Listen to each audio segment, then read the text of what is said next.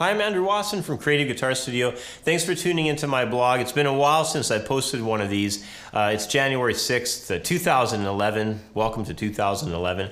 I'm going to get to some questions that have been coming in, and I selected questions that are pretty popular. Now, these are of course coming from specific viewers, but a lot of people keep sending me these same questions in. So let's start off with the first one here from Jack. He's from the UK. He wrote in, I'm a 17-year-old guitarist from the UK, and my dream is to become a professional guitarist when I'm older. I've been playing since I was 13 years old. I practice nearly every day for around 2-3 hours. What do I actually have to do to become a professional guitarist? I've looked at some universities. One that stands out is Berklee College of Music. If I did get in, would it get me to where I want to be, or is there any other route to success? Well, this is such a popular question. I should sort of, start out discussing the fact that I did put together a music business series of videos.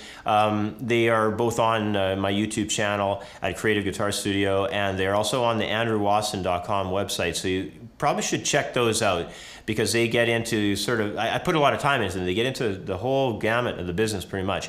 But, this idea of a lot of people getting it in their head that, geez, if I just get to the right music school, I'm going to learn all of these magic, tricks that'll keep me employed through life as a musician. And, I don't know if that's really wholeheartedly true. I think the first thing that starts out with anyone is they make a decision. And I know I did. I was fairly young. I was maybe about 18 maybe or so. Jack's 17, so, I made a decision early on that I was not going to have any job that did not have me holding a guitar in my hands. And most of the good, professional players I talk to, they kind of say the same thing when we'll have chats about this. It's like there was a decision made early in life that this is what I'm going to do to make a living. So, like, I don't work a day job. I don't go stock shelves at Walmart and then come and teach guitar, go play gigs. All I do is play guitar, and I made a decision that that was the way I was going to lead my life really early on. So I think it's a really important idea to have that kind of like decision made, because once it's made, you just start finding the ways and finding the opportunities to be able to help you make money playing your instrument. Now, another thing that I am going to flip back to here about music schools is there's a level that you need in the world of education and training. And, sometimes just the whole music school route, if you can afford it, is really good, because it's very orderly. It's very chapter by chapter. You're going to be around some great people usually in a lot of these schools, where you get a chance to kind of glean off of them all kinds of concepts, situations, and things that you want to keep in mind through your career. And most of these guys teaching in these professional schools, they are rock solid. They got a lot of experience behind them, and they're really going to point you in the right direction for your career.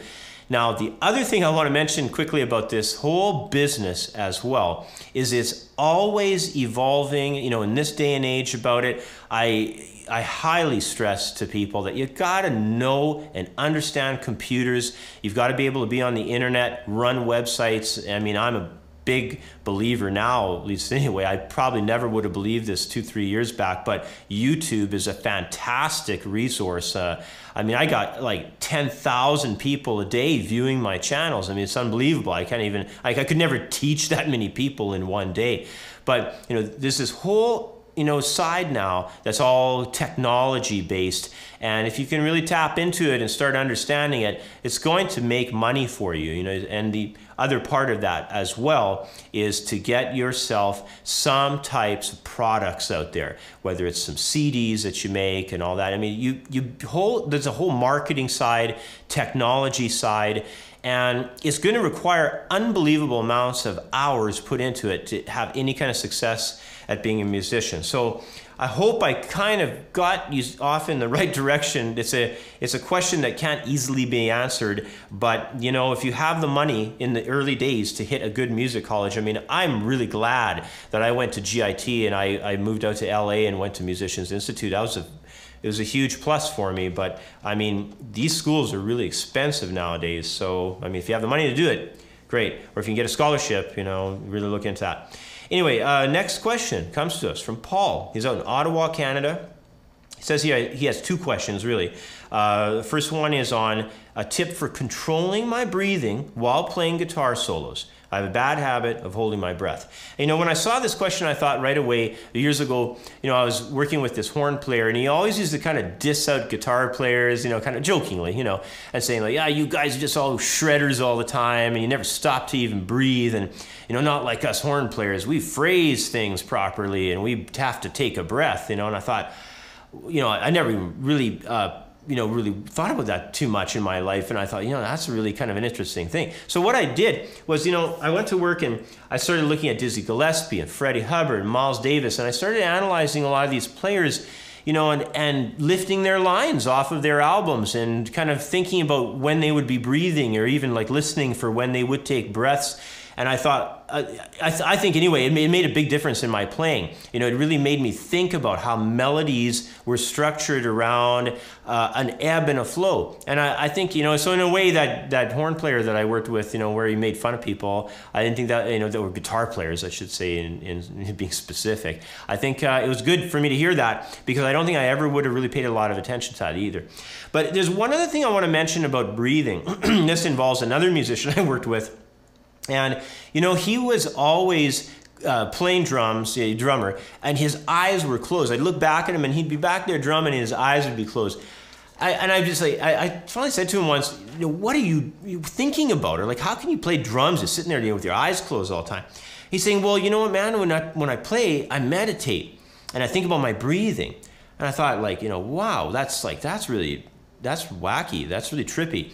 So, you know, I asked him after that. I said, well, what, you know, when you're like meditating, I said, like, how do you do that? Like, I'd never even thought about meditate. I thought that was kind of like goofy, kind of like hippy dippy stuff. So he's saying, well, you know, I have this one thing I do, and I close my eyes and I picture a clock, you know, like I'm in an arena, like a sports arena, and it's got a number 100 on it, and then I visualize that clock clicking back, you know, 99, 98, 97, and I see those numbers flipping back, and I try to make it to 0 without having any other thoughts come into my mind. And I kind of heard him say this to me, and I thought, well, that just sounds kind of dumb, you know.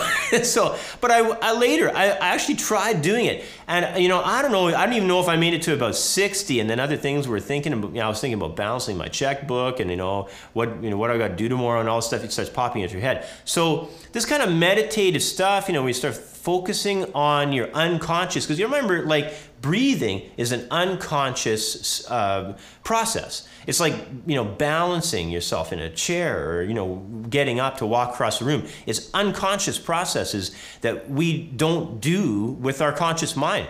So if you start, you know, that's why I always talk about visualization in some of the videos that I'll do on things like accelerated learning, because this is tapping into that unconscious side. I mean, it does a lot of good work for you. So anyway, maybe you can go and hit Google and find some meditation exercises and try some of them. They're actually not easy. They're pretty trippy, you know.